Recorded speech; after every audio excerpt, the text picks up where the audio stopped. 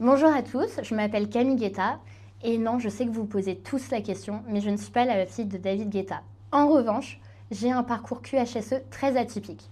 J'ai commencé à travailler dans le milieu carcéral où j'ai accompagné des détenus à réaliser les bonnes pratiques QHSE, que ce soit en restauration, en maintenance ou dans les ateliers de production. Ensuite, j'ai aussi apporté mes conseils QHSE dans de nombreuses bases militaires et même en Outre-mer où j'ai pu accompagner des guides touristiques en Guyane.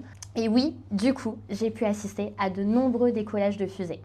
Plus récemment, j'ai découvert le domaine du vin et notamment de la dégustation, bien évidemment, tout en respectant les règles de sécurité. Aujourd'hui, j'arrive chez Clearway avec cette même envie, rendre la sécurité et la qualité concrètes, utiles et vivantes sur le terrain. Terrain, bien évidemment, c'est là que ça se joue sur le terrain, même si QHSE, on est obligé des fois d'être un peu dans le bureau. Humain, même s'il est important d'avoir de la réglementation, le plus important dans ce métier, c'est on protège et on fait progresser des humains. Prévenir, pour sûr. Plus on agit en amont sur les situations et les conditions dangereuses, plus on a de chances d'éviter les accidents. Exemplarité. Pour pouvoir être crédible et donner des consignes au quotidien, il faut savoir montrer l'exemple et donc être exemplaire.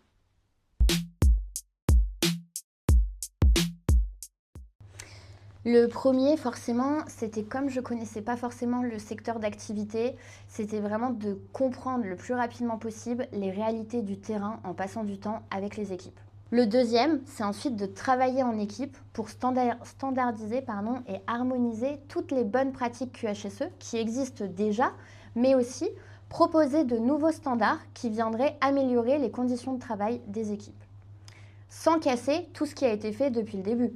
Il y a forcément de très bonnes choses à reprendre, mais aussi des nouvelles choses à mettre en place pour s'améliorer. Le troisième grand défi, c'est surtout de faire comprendre aux équipes que le QHSE interne, ce n'est pas juste un poste de contrôle, mais bien évidemment un poste qui accompagne les équipes dans leurs contraintes quotidiennes pour leur trouver et des solutions et s'assurer qu'elles travaillent dans de bonnes conditions. Alors spoiler, contrairement à tout ce que je pourrais entendre, non, le QHSE, ce n'est pas resté derrière un bureau. Il n'y a pas vraiment de journée type. Par exemple, hier, j'ai participé à la mise en place de tours sur un chantier. Ce matin, j'étais en réunion réglementaire avec l'ARH et la direction pour qu'on se mette en conformité. Demain, je sais que je vais accompagner des techniciens à installer des portes blindées. Donc en fait, une journée QHSE, c'est surtout s'adapter en permanence et être au plus proche des équipes terrain pour comprendre leurs contraintes et mieux les accompagner.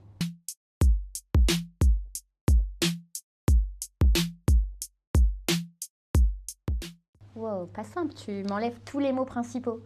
Du coup, je dirais faire en sorte que chacun rentre chez lui comme il est arrivé, voire même en meilleure forme, tout en ayant respecté les différents processus mis en place.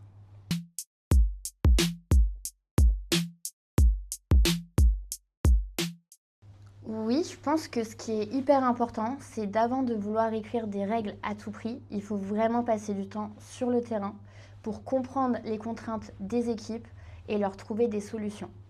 On ne peut pas être un bon QHSE si on ne passe pas du temps à observer, écouter, analyser, comprendre et traduire ça dans des consignes claires et précises. Et tout ça parce qu'en fait, une bonne politique QHSE, c'est une politique qui fonctionne dans la vraie vie et pas uniquement sur le papier.